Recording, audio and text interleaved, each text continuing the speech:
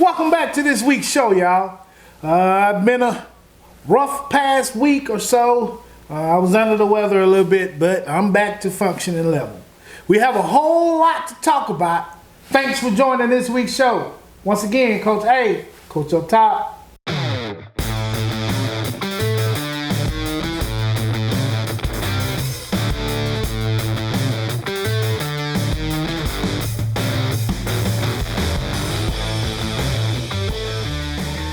Let's get into the score. Baldwin County 56, Murphy, Goose Egg. Alberta 8, LaFleur 20. Faith Academy, Goose Egg. Viger 47, MGM 28, Firehope 21, TR Miller 21, Excel 14, Central 24, Rain 21, Mobile Christian 37, St. Michael 46, Bryant Goose Egg, Daphne 39. Bayside 25, Cottage Hill 7, St. Paul 10, Saraland 42, Davison 15, Robbinsdale 14, McGill 35, Blunt 8, Clark County 40, Chickasaw 8, UMS Wright 10, Williamson 40, Foley 9, Baker 41. That's your week scores. Let's get back to the show. Hot takes. Well, this week of football has come to an end. We got 3 officially regular season games left for the remainder of this football season here in Mobile County until we get into the playoffs.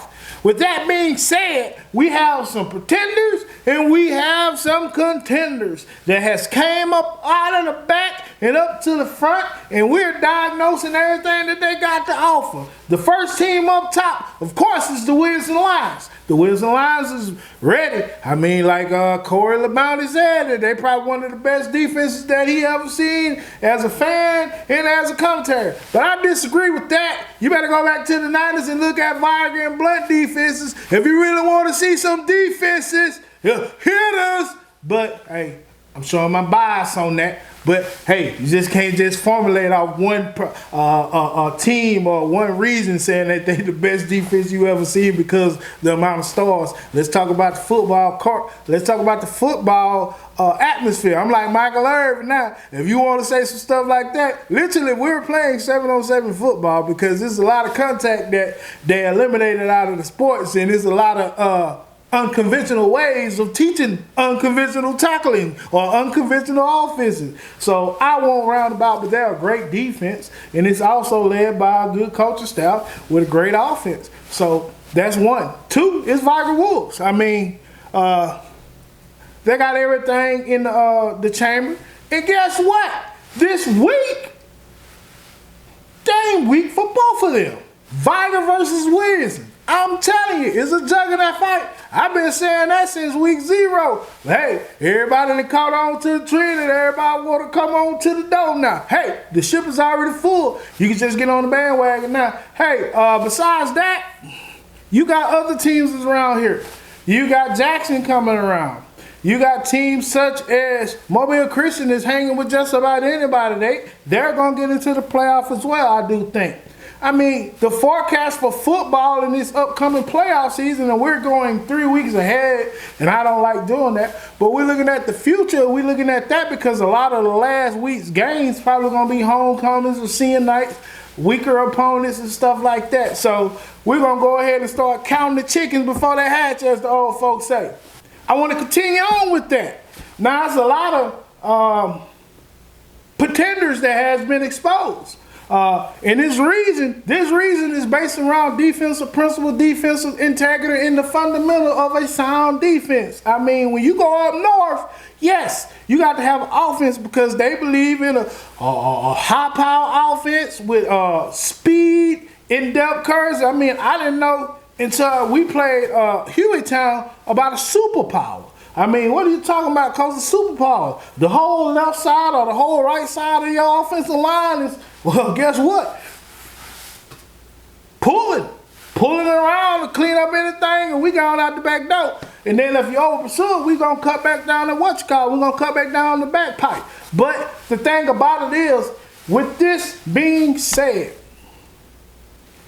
I'm not bashing. I'm only stating facts. For some who said that they was ready, I don't believe that you was necessarily ready because you had false pretenses. False pretenses mean fakery. When you start faking, when you start talking, as they say, the power of the tongue, the knowing the king's language, you start to pretend to perpetrate.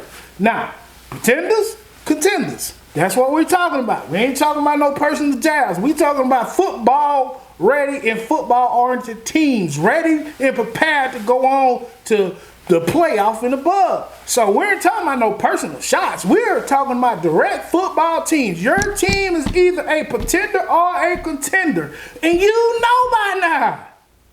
This ain't jab talk. You know by now. Now we need to start encouraging our children. I said children to continue to play.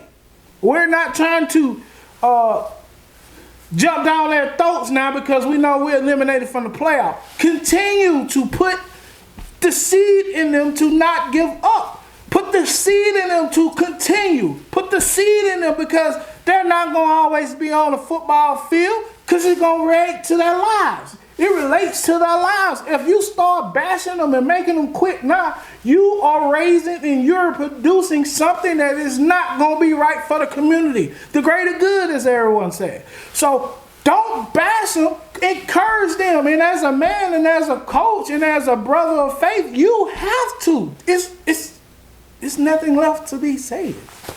I mean, because I done got phone calls of kids saying they want to quit. Why?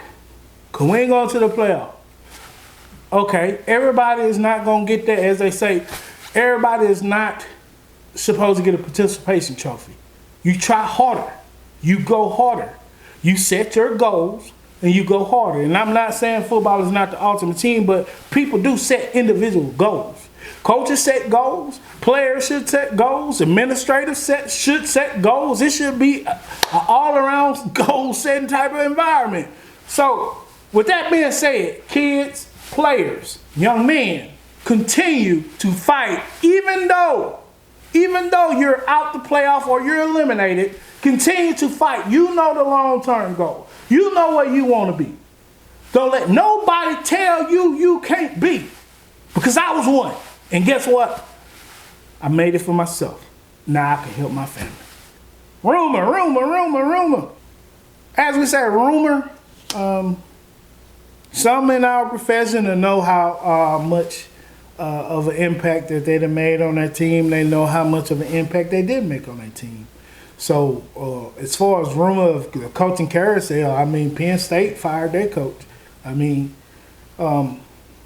it's not what you did for me last year. It's what you done for me lately. That's the profession of the beast. It's not what you have successfully did over a pattern of year. It's what are you doing now?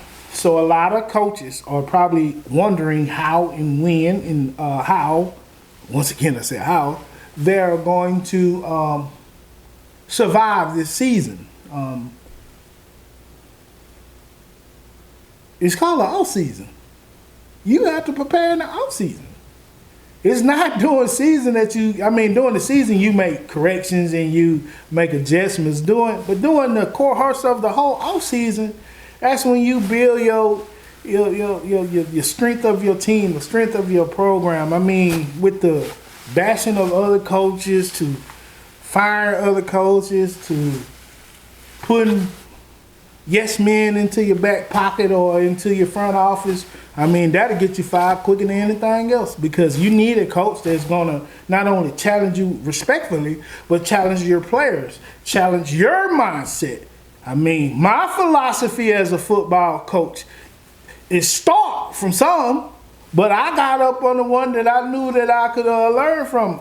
In fact, he keep telling me to create a playbook. I got other plenty of that I can grasp stuff from. So it's not the fact that you are loyal or unloyal. It's the ones that you really want on your staff to make you better that will make you feel challenged. I'm not saying are. I'm not saying none of that. What I'm saying is it's the ones that really there for you and there for the kids. And sometimes they don't say nothing, but just watch. Sometimes they don't say nothing, but just watch. Question of the week. Hey, coach, playoff is around the corner. How do you feel about it? I feel fantastic. But at the same time, I feel for the seniors. I feel for the seniors. Under this time of year when it's when you're no longer in a playoff type of a spirit or meaning for preparation, I kind of feel bad for my seniors, especially the seniors that probably won't touch the football field no more.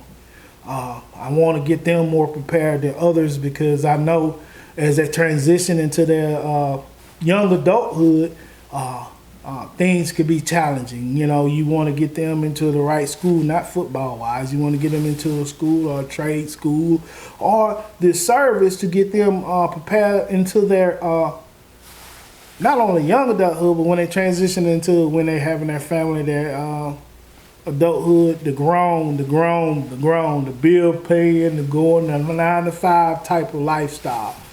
So I feel bad for those, but I also encourage everyone to wrap their arms around them, keep them up, still guide them, even if it's 2 or 3 years from down the road, you happen to see them in the store somewhere, still encourage them.